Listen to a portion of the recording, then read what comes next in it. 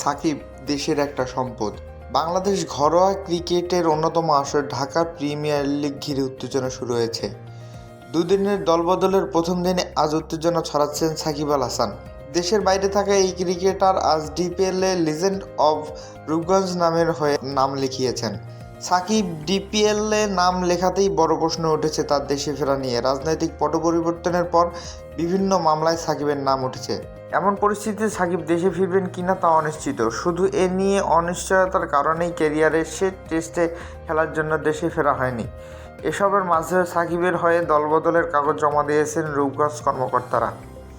তবে legends of Rupganj দলের মালিক লুৎফর রহমান বাদল জানিয়েছেন, তার দল ক্রিকেটার সাকিবকে নিয়েছে, রাজনীতিবিদকে নয়।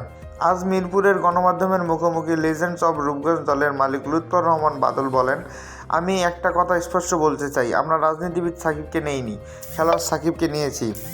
সাকিব দেশের একটা সম্পদ, যা অচিরেই ঝরে যাক তা আমরা চাই না। আপনারা জানেন যে অলমোস্ট সাকিবের ক্যারিয়ারের শুরু থেকেই আমার সঙ্গে ছিল, এখনও আশা প্রকাশ করছে আমার সঙ্গে থাকবেন। আমি আমাদের ক্রিকেটকে নতুনভাবে সাজাতে চাই।